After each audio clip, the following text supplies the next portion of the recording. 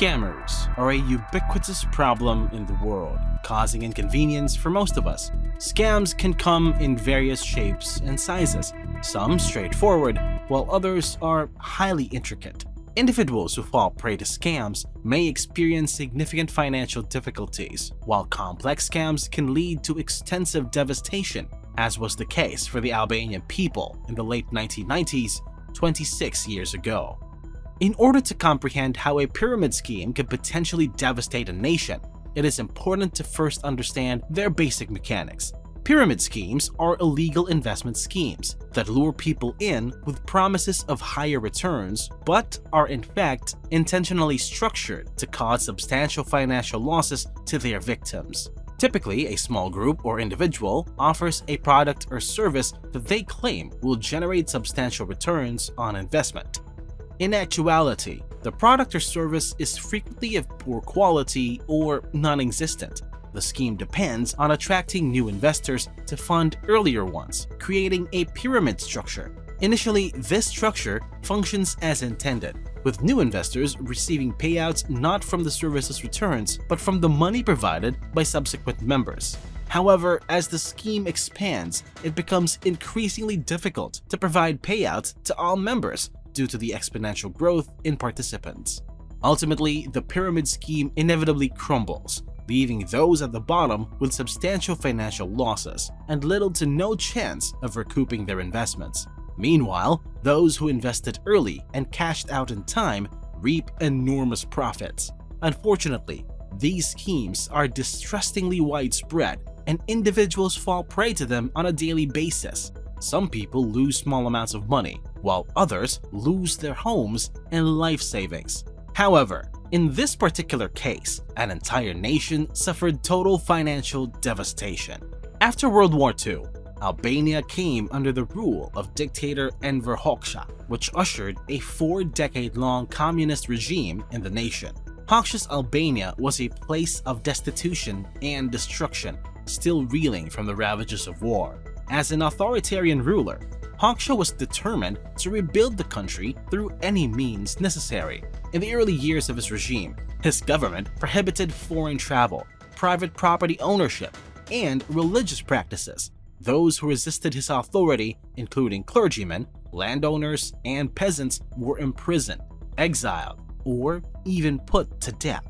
Despite Hoxha's oppressive tactics, Albania made some progress under his leadership. Increased investments in infrastructure resulted in better transportation and facilities, and the country began to recuperate and experience economic expansion, industrialization, and urbanization. Nevertheless, the pervasive grip of Hoxha's authoritarian regime persisted, even as economic circumstances gradually improved in the ensuing decades. Hoxha's grip on power finally came to an end with his death in 1985. By the late 1980s, Albania had started to speak out against the oppressive communist government that had dominated their lives, with students leading the charge. Following a period of protest and activism, Ramiz Alia succeeded Hoxha as leader, and his rule was comparatively more lenient. Eventually, a full-scale revolution in 1989 led to widespread campaigning, and Albania began moving toward electing a government chosen by the people. In 1992, the Democratic Party was elected to power in Albania. Albania's isolation from the world, limited infrastructure, and lack of external investment for years caused its economy to weaken. Despite the government's efforts to combat corruption and organized crime, a more significant challenge loomed after Albania transitioned to democratic capitalism.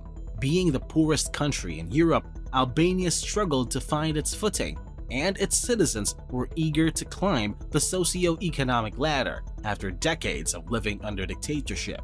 Due to the lack of banking and investment opportunities, Albania had minimal financial regulation, making it vulnerable to a disaster.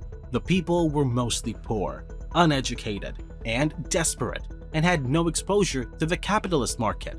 Consequently, they became easy prey for investment pyramid schemes run by unregistered companies, including the mafia, predatory foreign investors, and communist officials who held influential positions. These schemes promised unrealistically high returns, some up to 50% per month. Although it seemed ridiculous to financially literate individuals, Albanians perceived it as a lifetime opportunity to escape poverty. Their unfamiliarity with capitalism made them think that these were standard practices to invest and become wealthy in capitalist societies. While the pyramid schemes gained popularity in Albania, the government was not only indifferent, but also provided active support, further fueling their appeal. Albanians, believing in the schemes, invested their life savings on them. Out of the 25 companies which held the majority of the country's creditors, FIFA was the largest, with 60,000 investors. The investors were convinced that their investments would generate returns that were significantly higher than what the banks offered. FIFA was a legitimate company with a trusted brand that had a chain of supermarkets and petrol stations. The Ponzi scheme, however, claimed to invest in industries such as hotels, stores, and factories, offering returns that were entirely false. Since the internet wasn't prevalent in Albania at the time, it was challenging for people to research the companies they invested in. As a result, Albanians sold their homes, assets, and lands to invest in what they believed was a secure and life-changing opportunity. By 1996, approximately 2/3 of the entire population had invested $1.2 billion in these schemes, which accounted for 10% of the nation's GDP. It is noteworthy that the average monthly income in the country was only $80. Regrettably, it didn't take long for Albanian investors to realize that the pyramid schemes were unsustainable, and their payouts relied on the constant inflow of new investors' money.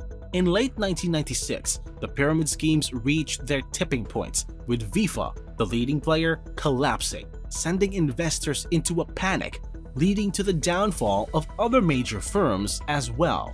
The collapse of the schemes left many Albanians destitute, causing widespread anger and triggering a period of social unrest. In an attempt to recover their losses, many people sold their possessions to invest in the pyramid schemes. With no way to recover their money, the country spiraled into chaos, causing severe damage to the economy. Albanian citizens demanded compensation or retribution. People from various backgrounds, including farmers, police officers, and soldiers, were swindled, leading to widespread poverty that was worse than before. As a result, social unrest, riots, and protests erupted across the country, with thousands taking to the streets in every populated center. Hunger strikes even took place at universities. At first, protests against the Albanian government were peaceful, with citizens only demanding the return of their investments. However, the situation took a violent turn in February 1997 when government forces opened fire on demonstrators. This action triggered a civil war, marking the start of an uprising. Consequently, Prime Minister Alexander Meksi resigned on March 1, 1997, and the following day, President Salih Berisha declared a state of emergency. A week later, the Socialist Party of Albania appointed a new prime minister, but it did little to calm the situation, and the government lost control. The police and National Guards fled, leaving their armories unprotected and available for looting. The armories were quickly emptied by militias and criminal gangs, resulted in an estimated 700,000 looted guns in a country with a population of only 3.5 million. The sound of gunfire was commonplace as citizens put their newly acquired weapons to use. Treasury buildings were robbed and destroyed, armed gangs formed, and the country descended into chaos, leading to a full-scale rebellion and a month-long civil war. Tragically, 2,000 Albanians lost their lives in the fighting. The situation gained international attention as news of the events spread around the globe. On March 28th, 7,000 troops were deployed by the United Nations Security Council to Albania with the aim of restoring order and overseeing relief efforts. In mid-April, neighboring countries sent a peacekeeping force to assist, and by late July, peace had been re-established. Despite ongoing humanitarian aid provided by the UN and other organizations, a new government formed through elections held in 1998 faced many challenges. including widespread corruption and a completely ruined economy that was worse than it had been before. However, through painstaking efforts, order and stability were eventually restored to the country, laying the groundwork for democratic reforms in the years that followed. The Albanian Revolution proved to be a pivotal moment in the nation's history, and it continued to struggle with political and economic obstacles for years to come. As citizens have been leaving for countries such as Greece, Italy, Germany, the UK, and the US, Albania's population has actually been decreasing. According to The Conversation, numerous ghost towns have been left behind in the wake of this disaster. However, since 2020, there has been a small wave of migration, which offers a glimmer of hope as Albania progresses in developing its infrastructure and improving its business sector. Despite challenges of corruption and organized crime, the country has made significant political strides, becoming a candidate for EU membership in 2009 and working hard to meet the EU's requirements. While the collapse of its economy and the ensuing civil war serve as a stark reminder of our vulnerability when faced with the promise of a better future, they also emphasize the importance of being cautious about investment opportunities. What do you think? Could these schemes still affect us in this day and age? Share your thoughts with us in the comments below. Thank you so much for watching. If you haven't already, click the like button, subscribe to the channel, and turn on notifications to stay updated.